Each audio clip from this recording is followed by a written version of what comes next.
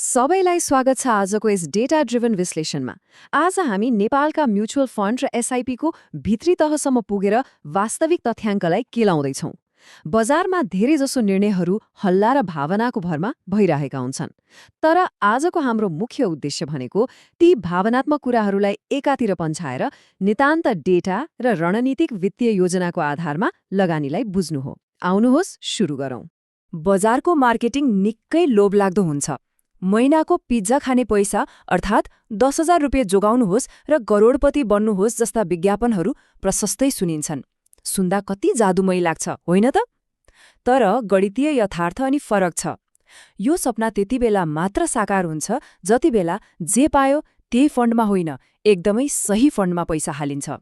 र त्यो सही फन्ड छनौट गर्नकै लागि हामीलाई तथ्याङ्क चाहिन्छ। बजारको यो होहल्लालाई चिर्न आज हामी एउटा व्यवस्थित फनेल मेथड प्रयोग गर्दैछौँ। रियालिटी चेकबाट सुरु गरेर लगानीको लक्ष्य, फन्डका प्रकार, जोखिमको रणनीति हुँदै अन्त्यमा वास्तविक पर्फर्मेन्स डेटा र शुल्कहरूको कडा तथ्याङ्क हेर्नेछौँ। पहिलो खण्ड, एसआइपीको रियालिटी चेक। कुरा गरौँ कसरी नेपालमा म्युचुअल फन्डको बजार दिन प्रतिदिन विस्तार भइरहेको छ। इतिहास हेर्ने हो भने यो क्षेत्रमा निकै छिटो परिवर्तन आएको छ। 2076 सालमा एनआइबिएल सहभागिता फन्डको रूपमा पहिलो ओपन एन्डेड फन्ड आएपछि बजार मज्जाले तात्यो। त्यसपछिका वर्षहरू हुँदै भर्खरै आएको प्रभु सिस्टम्याटिक स्किमसम्म आइपुग्दा बजारमा 9वटा छुट्टै विकल्पहरू खडा भइसकेका छन्। यदि धेरै विकल्प हुनुको सिधा अर्थ हो अब हामीले एकदमै सावधानीपूर्वक मूल्याङ्कन गरेर मात्र अगाडि बढ्नुपर्छ। दोस्रो खण्ड, लगानीको लक्ष्य तय गर्ने। नम्बरहरूको खेलमा पस्नु अघि फाउन्डेसन सेट गर्नु एकदमै जरुरी हुन्छ। वर्तमानको खर्च काटेर गरिने आर्थिक त्यागको पछाडि एउटा स्पष्ट उद्देश्य हुनैपर्छ। कि यो लामो समयको लागि सम्पत्ति निर्माण गर्ने उद्देश्य हो, या 60 वर्ष कटेपछि नियमित मासिक आम्दानी सुनिश्चित गर्ने रिटायरमेन्ट योजना हो, अथवा घर किन्ने जस्ता कुनै निश्चित व्यक्तिगत आकांक्षाहरू छन्। लक्ष्य जेसुकै होस्, त्यसले नै लगानीको सम्पूर्ण समयरेखा र रणनीतिलाई दिशानिर्देश गर्छ। तेस्रो खण्ड, एसआइपीका 3 प्रकार। बजारमा रहेका यी 9वटै फन्डहरूले खासमा पैसा कहाँ लगेर राख्छन् भन्ने कुरा बुझौँ। यहाँनिर मुख्य गरी 2वटा विपरीत ध्रुवहरू बीच छनौट गर्नुपर्ने हुन्छ।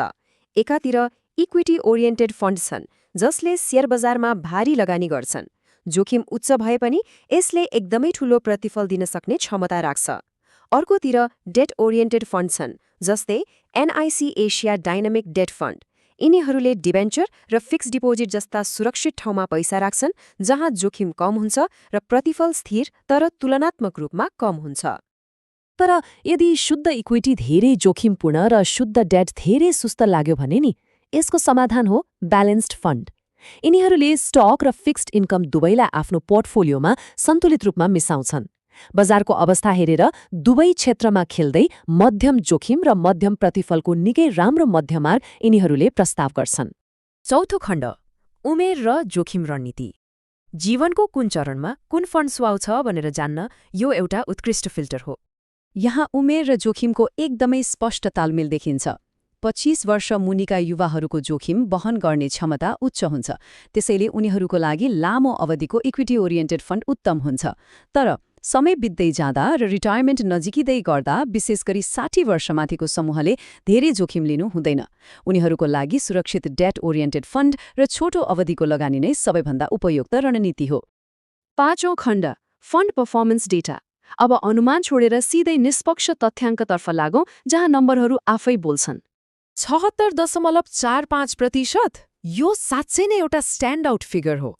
यो एनआइबिएल सहभागिता फन्डले आफ्नो 6 वर्षको इतिहासमा बाँडेको कुल लाभांश हो।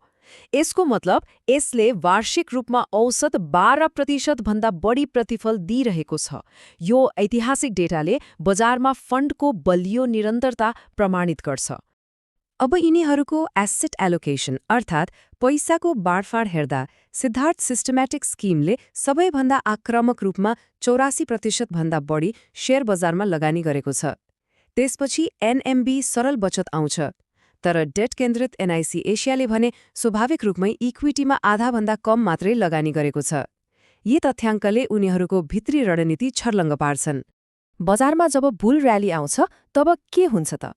यो डेटा निकै रोचक छ। नेप्सेले उछाल लिँदा इक्विटीमा धेरै लगानी गर्ने एनएमबी सरल बचतको न्याव एकैपटक 40%ले बढ्यो। तर त्यही समयमा सुरक्षित लगानी गर्ने एनआइसी एसिया डेट फन्डको न्याव जम्मा 0.5%ले मात्रै बढ्यो। बजार बढ्दा इक्विटी फन्डले कसरी छलाङ मार्छन् र डेट फन्ड कसरी शान्त रहन्छन् भन्ने यो जिउँदो प्रमाण हो। अर्को महत्त्वपूर्ण तथ्याङ्क हो 29.1%। फन्ड सुरु भएदेखि हालसम्मको कुल प्रतिफललाई हेर्दा कुमारी सुनौलो लगानी योजना अगाडि देखिन्छ। यसको यो आकर्षक प्रतिफललाई वार्षिक कम्पाउन्ड ग्रोथ रेट अर्थात् CAGR-मा बदल्दा 14.24% को प्रभावशाली वृद्धि निस्किन्छ। छोटो समयमै देखिएको यो निकै बलियो नतिजा हो। 6औं खण्ड शुल्क बुझ्ने। कमाएको नाफालाई जोगाउनु पनि उत्तिकै महत्त्वपूर्ण छ। यदि लुकेका शुल्कहरूले नाफा खाइदियो भने जतिसुकै उच्च प्रतिफल भए पनि केही अर्थ रहँदैन। राम्रो कुरा के छ भने नेपालका सबै म्युचुअल फन्ड्समा अहिले एन्ट्री लोड 0 छ। तर जरिवाना चाहिँ पैसा निकाल्दा अर्थात् एक्जिट लोडमा हुन्छ, विशेष गरी पहिलो 6 देखि 12 महिनाभित्र पैसा निकाल्दा। सूक्ष्म रूपमा हेर्दा सिद्धार्थ स्किमले 12 महिनापछि नै एक्जिट चार्जलाई 0मा झार्छ। कुमारी सुनौलोले 6 महिनामै 0.75%मा ल्याउँछ। र टोटल एक्सपेन्स रेशियोको कुरा गर्दा पनि सिद्धार्थ सबैभन्दा कम जम्मा 1.76% ओभरहेड लागतमा सञ्चालन भइरहेको छ।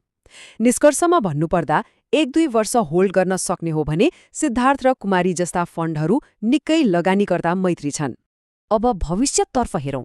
आगामी दिनहरूमा लाभांश दिन सक्ने क्षमता कसको कस्तो छ त?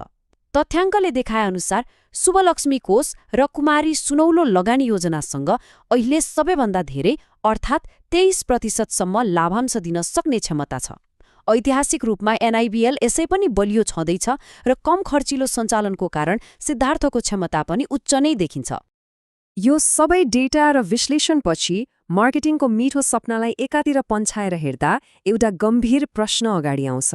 के हाल चलिरहेको एसआइपी पोर्टफोलियो साँच्चै नै लगानीकर्ताको उमेर समूह, जोखिम वहन गर्ने क्षमता र आज हामीले हेरेका यी कठोर पर्फर्मेन्स डेटाहरूसँग मेल खान्छ त? यो यस्तो प्रश्न हो जसले सम्पूर्ण वित्तीय योजनाको दिशा तय गर्छ।